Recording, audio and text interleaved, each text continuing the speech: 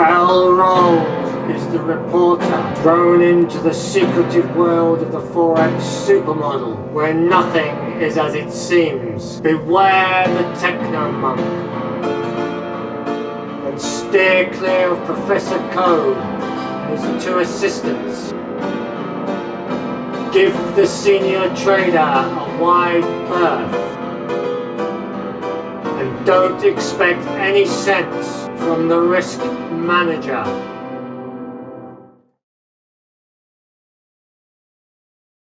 Good morning, I'm Professor Code and this is the Forex Super Model daily briefing for Wednesday the 3rd of the 3rd, 2021. The time is just coming up to 0500 GMT, Asian session coming to a close, European session firing up, our lunchtime North American US session. Right, yesterday and Tuesday the 2nd, we had a positive opposed driver in the euro at plus 88, front and back door flows, mainly coming out of the dollar at minus 79, next out to the yen at minus 49, and the pound was the positive rock at plus 40. Activity plus or minus 128. Intra-week then, it's getting more relevant. Well, this is from Monday the 1st, open. So we've got a negative opposed driver in the yen at minus 153, front and back door flows. Mainly going into the pound at plus 115, next into the euro at plus 54, and the dollar was the negative rock at minus 16 on activity of plus or minus 169.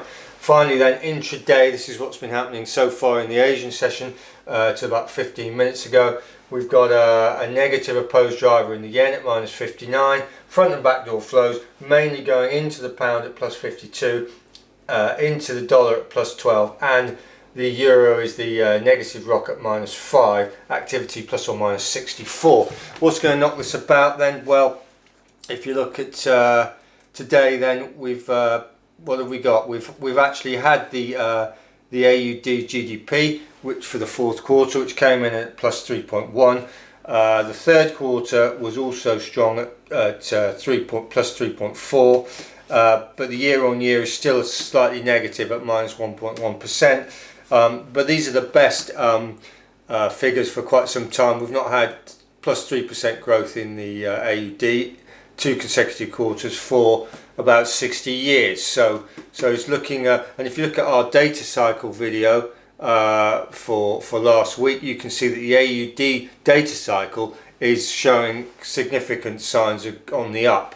So there you go. China service PMI came in at 51.5. No, nothing to write home about there, but above the 50. Excuse me again.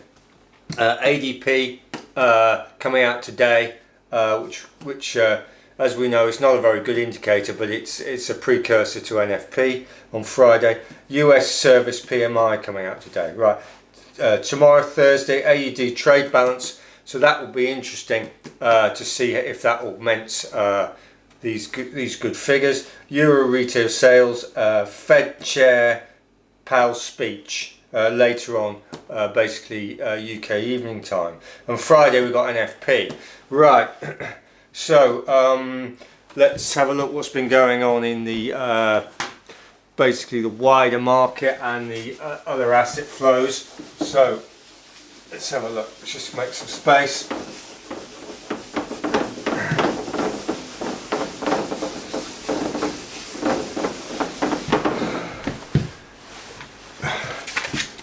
Right, let's get the chart around the right. So the euro complex is mixed, but it's strong against the yen, NZD, and the Swiss franc.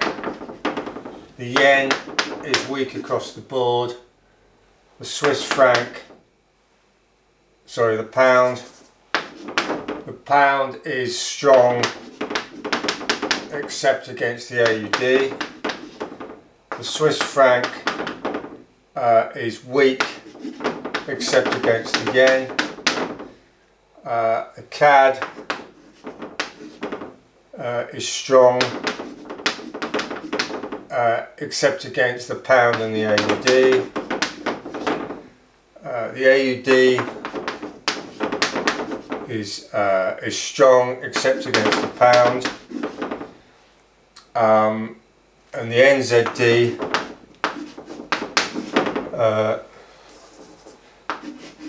NZD is weak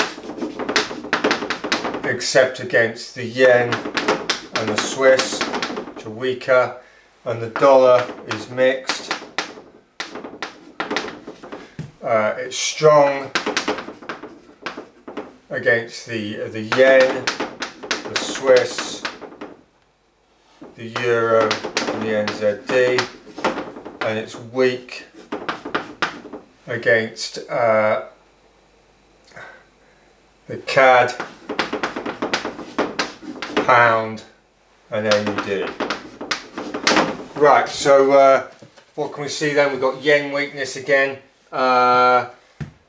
we've got AUD strength, we've got CAD strength, we've got Swiss weakness, so basically the dollar's pretty mixed, and the New Zealand is starting to weaken off. Right, let's rub that out then. Let's see where we are in the other asset classes.